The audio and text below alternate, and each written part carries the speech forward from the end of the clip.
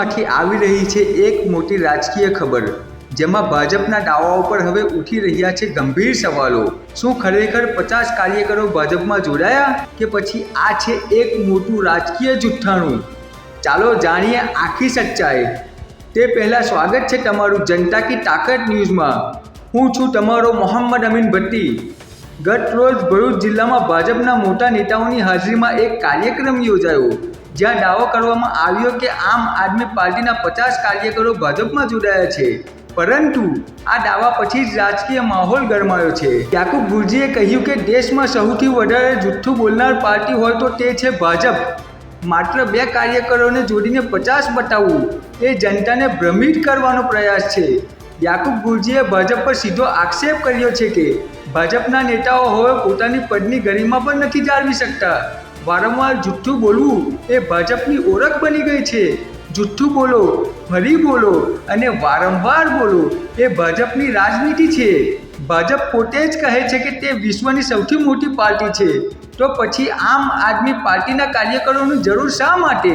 શું ભાજપ પાસે પોતાના ઉમેદવારોની અછત છે કે પછી સ્થાનિક ચૂંટણીનો ડર સતાવી રહ્યો છે? યાકુબ ગુરજીના મતે ભાજપ હવે આમ આદમી પાર્ટીના કાર્યકરોને શોધીને જોડે છે અને પછી મીડિયામાં આંકડા વધારીને ખોટો પ્રચાર કરે છે। હવે જનતા બધું સમજી ચૂકી છે। ભરૂચમાં ભાજપનો મજબૂત વિકલ્પ બની રહે છે આમ આદમી પાર્ટી।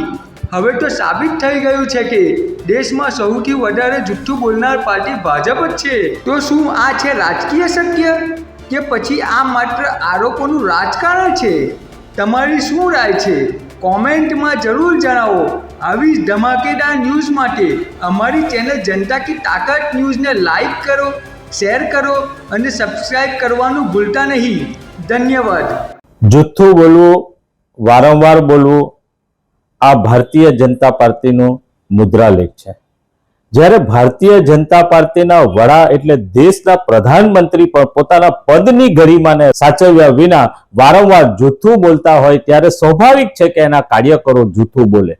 ભારતીય જનતા પાર્ટી ડંફાસો મારે છે કે વિશ્વમાં સૌથી વધારે સભ્યો ધરાવતી અમારી પાર્ટી છે, તો ભાઈ જેના સૌથી વધારે સભ્યો છે એને આમ આદમી પાર્ટીના 1-2 સભ્યોને પોતાની સાથે જોડવાની શું જરૂર પડી? ગઈકાલે ભરૂચની અંદર 2 કાર્યકરો આમ આદમી પાર્ટીના પોતાની સાથે જોડીને તે પણ યન કેન પ્રકારે એના માટે ધારાસભ્ય અને મંત્રીને એમને સમજાવવામાં કામે લગાડ્યા અને એમને પોતાની પક્ષમાં જોડ્યા અને પછી 50 સભ્યોને જોડ્યા છે એવી ડંફાસો મારી, એવું મીડિયામાં એમને ચલાવ્યું। ત્યારે મારા ભારતીય જનતા પાર્ટીના લોકોને કહેવું છે કે ભાઈ શા માટે તમે આમ આદમી પાર્ટીના કાર્યકરોને જોડશો? તમને તમારા કાર્યકરો પર ભરોસો નથી, તમારા કાર્યકરો પર વિશ્વાસ નથી, તમને સ્થાનિક સ્વરાજની ચૂંટણીઓમાં ઉમેદવારો નથી મળતા, માટે તમે આ પ્રયત્ન કરી રહેલા છે। જનતા તમને ઓળખે છે, જનતા હવે સમજી ગઈ છે કે ભારતીય જનતા પાર્ટી એ સૌથી જૂઠું બોલનાર વાળી પાર્ટી છે। કાલે જે 50 સભ્યોને જોડ્યો, એ જે પ્રચાર કર્યો છે એ હાવ જૂઠો પ્રચાર છે।